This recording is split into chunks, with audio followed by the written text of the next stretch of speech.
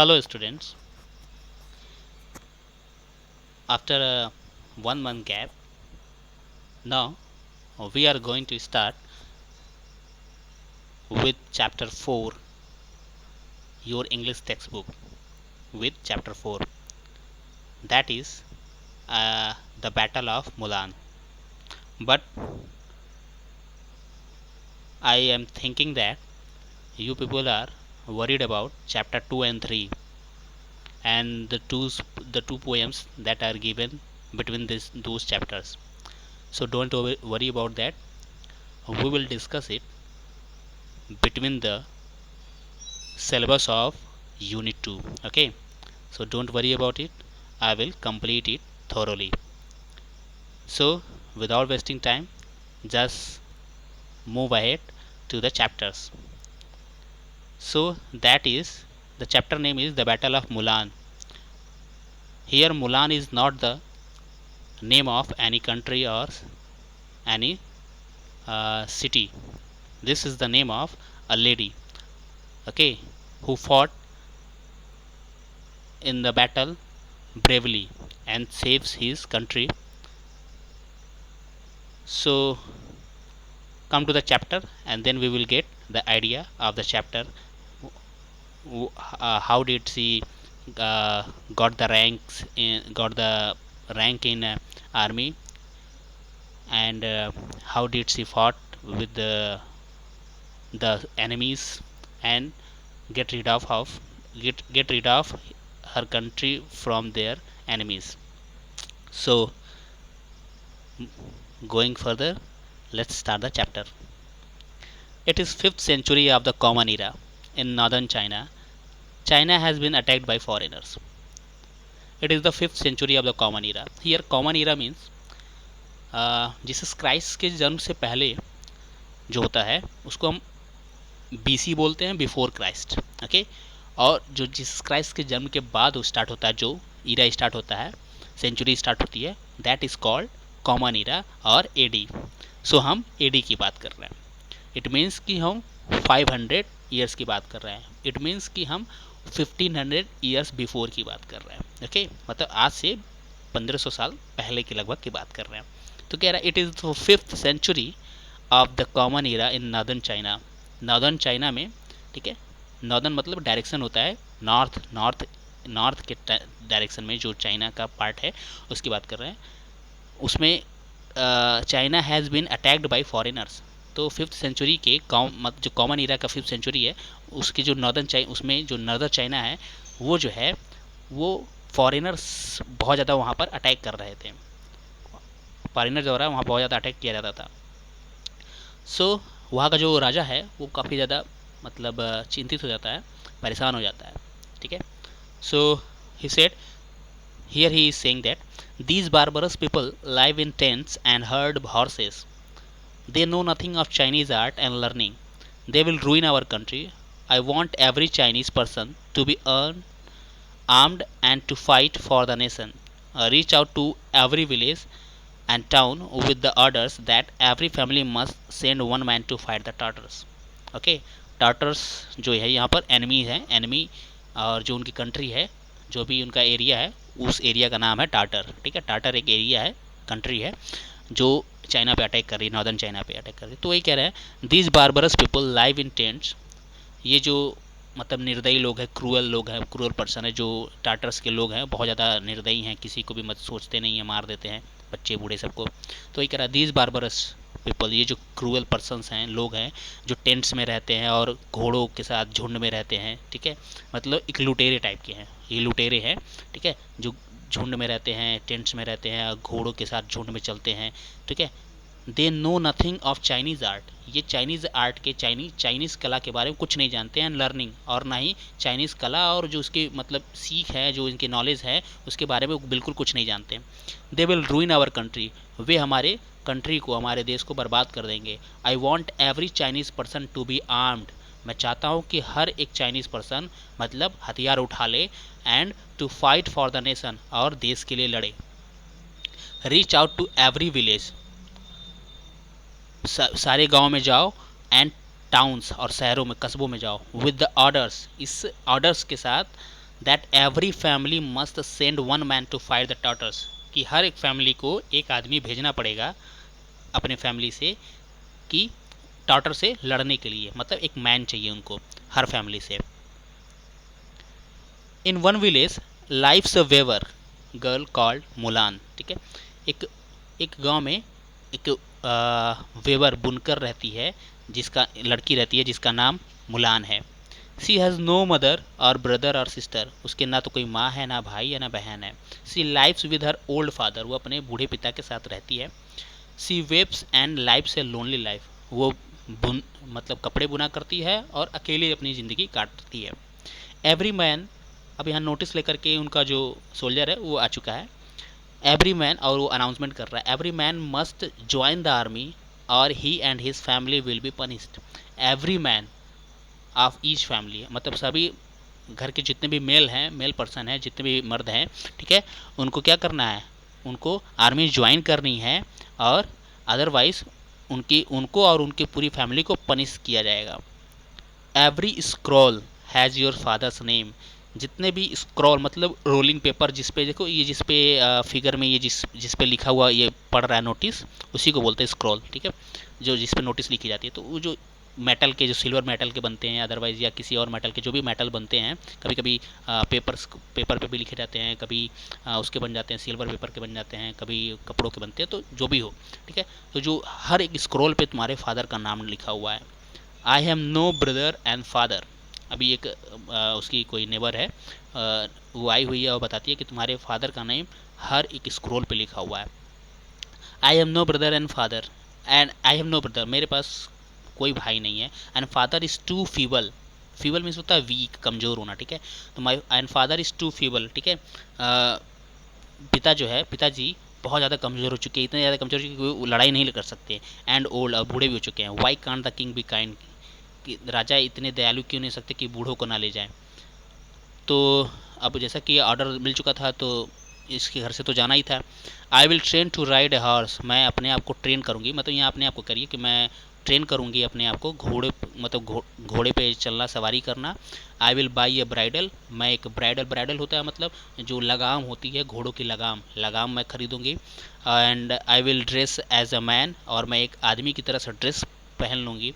And take my father's place in the king's army, और मैं राजा के आर्मी में अपने पिता की जगह ले लूँगी, मैं उनको नहीं भेजूंगी। आई विल लीड द कैवलरी, मैं कैवलरी जो होती है, जो घुड़सवार जो होते थे, पैदल जो चलते थे घोड़ों पर, जो उनकी सेना होती है जो घोड़े पे चलते थे, ठीक है, उसको कैवलरी बोलते थे। घोड़े पे देखो, याद रखना इसको, ये आपके लिए अच्छा एक वन वर्ड सब्स्टिट्यूशन टाइप का वर्ड है, ठीक है, जो याद रखना है कि द मतलब the army that ride on the army that ride on, और द और who fight on sitting horses, ठीक है। So called that army is called cavalry, ठीक है, उसको कैवलरी बोलते हैं। So I will lead the cavalry, मैं कैवलरी को लीड करूँगी।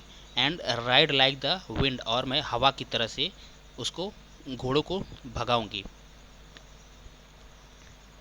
सी goes to the eastern market to buy A stead, वो ईस्टर्न मार्केट गई स्टीड खरीदने, मतलब स्टीड मतलब एक घोड़ा जो जंग वंग में जाने के लिए तैयार रहता है, ठीक है, जिनको तैयार किया जाता है, तो वो एक स्टीड खरीदने के लिए गई। She goes to the western market, वो वेस्टर्न मार्केट गई to buy a saddle, saddle means होता है जो लेदर का होता है, जिसको घोड़े के पीठ पर रख करके बैठा जाता है, वो सैडल खरीदा उसने सी वेस्टर्न मार्केट से। She goes to the southern market, वो सदर्न मार्केट में गई टू बाई ए ब्रिडल, ठीक है, और एक ब्राइडल खरीदने के लिए। ब्राइडल भी बताया मैंने, लगाम जो होती है, जो उसके घोड़े के नाक में, मुंह पर बांध करके और उसके गले से होते हुए पकड़ के खींचा जाता है और हाथ में होल्ड किया जाता है, तो उसको ब्राइडल बोलते हैं। तो उस लगाम को खरीदा वहाँ से, कहाँ से, सदर्न मार्केट से।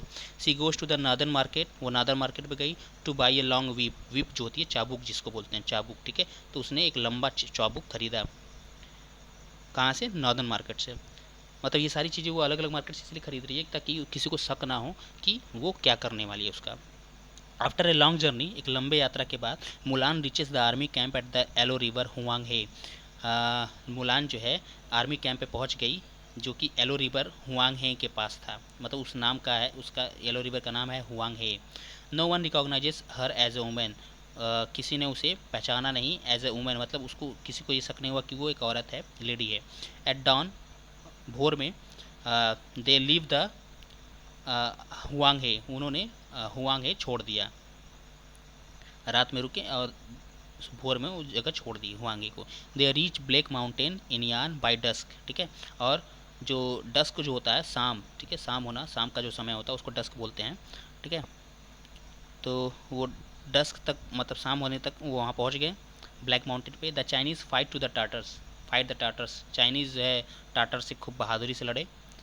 Mulan rises up the ranks quickly until she heads her own company of soldiers, ठीक है। Mulan rises up the ranks, Mulan ने अपना रैंक बढ़ाती चलेगी तेज़ी से, until she heads her own company of soldier, जब तक कि उसको उसके खुद की कंपनी की, मतलब खुद के जो कंपनी का ऑफ सोल्जर, सैनिकों की जो कंपनी मिल गई, मतलब एक टुकड़ी मिल गई उनको, और वो उसके लीडर हो गई, ठीक है। तब तक वो अपना रैंक बढ़ाती चलेगी, मतलब एक नॉर्मल सैनिक से एक मतलब स्टार्ट करी, और अपने अपने अंदर इतना प्रोग्रेस की फाइट के लेकर के, आर्म स्किल को लेकर के, कि वो उसको क्या बना दिया गया, उसको उसके जो कंपनी ऑफ सोल्जर्स था उसका क्या कर दिया गया, लीडर बना दिया गया।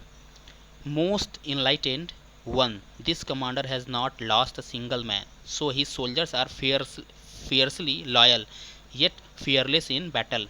सो मोस्ट इनलाइटेड वन, मतलब जो अभी तक मोस्ट इनलाइटेड वन कहने का मतलब जो बहुत ज़्यादा चर्चा में है। दिस कमांडर, ये जो commander has not lost a single man, इसने अभी तक एक भी आदमी खोया नहीं है अपना, मतलब इसकी टुकड़ी के कोई भी सैनिक मरे नहीं है। So his soldiers are fiercely loyal, और इसके जो सोल्जर्स है इसके बहुत ज़्यादा, मतलब वो जो तो ब्लाइंडली इस पर वफादार हैं और ट्रस्ट करते हैं इसके ऊपर। Yet fearlessly in battle, fearless in battle, फिर भी क्या है, इसको क्या बैटल में क्या रहते हैं, एकदम फियरलेस रहते हैं, डरते नहीं है बिल्कुल भी। डियर नेफ्यू, मतलब राजा से जो नेफ्यू है और राजा से बता रहा है डियर नेफ्यू, ठीक है। वो अपने जो राजा है नेफ्यू से कहता है dear nephew, you seldom praise even our most noble generals, तुम कभी कभी, शायद ही कभी, तुम हमारे सबसे जो नोबल हैं, सबसे वफादार हैं, जो सबसे अच्छे जनरल्स हैं हमारे आर्मीज़ के, उनकी तुमने कभी तारीफ़ की होगी। तो उसने कभी किसी की तारीफ़ नहीं की थी, इसकी तारीफ़ कर रहा था। But you speak so highly of this farmer, लेकिन तुम इसके बारे में कुछ ज़्यादा ही, मतलब तुम बोल रहे हो, इसका मतलब कि इसके अंदर कोई बात होगी। ही मस्ट बी रिमार्केबल, उसे, मतलब उसे अवार्ड मिलना चाहिए, उसको कुछ ना कुछ पद मिलना चाहिए, कोई पोस्ट मिलना चाहिए। I will make him a general, मैं उसे जनरल बना दूंगा। Perhaps then he can rid our country of this barbarous enemy, तो शायद वो हमारे कंट्री को इन बारबरस एनिमी से छुटकारा दिला सके। रीड ऑफ मतलब मैं पहले बता चुका हूँ, छुटकारा दिलाना, ठीक है। To get out of something, something condition, ठीक है। Mulan is now a general, Mulan अब क्या बन गई, जनरल बना दी गई। She speaks to her men with confidence, वो अपने जो सैनिक थे उनसे बहुत ज़्यादा कॉन्फिडेंस, विश्वास के साथ, आत्मविश्वास के साथ बात करती थी। But no one guesses she is a women, लेकिन किसी को शक नहीं होता, कोई उम्मीद मतलब ये नहीं लगा सकता था, अंदाज़ा नहीं लगा सकता था कि वो एक औरत है। Our armies will be like shy deer, हमारी जो आर्मी होगी वो एक शर्मीले हिरन की तरह होगी। The enemy will thinks us easy prey, और जो हमारे दुश्मन हैं, वो शत्रु हैं, वो हमको एक शिकार की तरह समझ लेंगे। Then when they least expected, जब उन्हें इसकी बहुत कम भनक होगी कि हम, मतलब और भी ज़्यादा हैं, ठीक है। The hunted will turn into the hunters, तो क्या होगा, जो हमारे सैनिक हैं वो क्या बन जाएंगे, जो प्रे बन के जा रहे हैं वहाँ पर हंटर बन जाएंगे तुरंत और अटैक कर देंगे। The Chinese cavalry रसेस from two sides, जो चाइनीज़ की कैवलरी थी वो दोनों साइड से खूब तेज़ी से बढ़ना स्टार्ट कर दी। And closes is on the enemy, और दोनों साइड से क्या की कि एनिमी के ऊपर क्लोज कर गई, मतलब कि बैक साइड से भी और फ्रंट से भी, और बीच में जो चाइनीज़ थे, जो एनिमीज़ थे वो थे, और पीछे से और आगे से दोनों के दोनों जो चाइनीज़ टुकड़ी थी, सेना थी, वो आई। और जैसे बिल्ली क्या करती है कि चूहे को अपने मुंह में दबोच लेती है, उसी तरह उन्होंने अपने दुश्मनों को दबोच लिया। The empress nephew is in danger, Mulan races to save him, emperor का जो नेफ्यू था वो बहुत, मतलब खतरे में था, तो मुलान भाग कर गई उसे बचाने के लिए। Thank you for saving my life sir, मेरी ज़िंदगी बचाने के लिए धन्यवाद। जो नेफ्यू था उसने मुलान को धन्यवाद बोला। गो टू द रेयर, मतलब पीछे चले जाओ, and tend to that head wound, ठीक है, और मतलब ये जो आपका घायल सर है उसको बचाते हुए आप जो है टेंट में चले जाओ।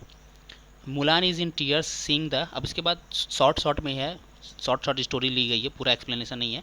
Mulan is in tears seeing the emperor's nephew wounded and in pain. Mulan जो है रोने लगी नेफ्यू, जो एम्परस का नेफ्यू था उसको घायल और दर्द में देख करके। यू फाइट, तो जो नेफ्यू है वो कह रहा है you fight like a tiger and weep like a maiden.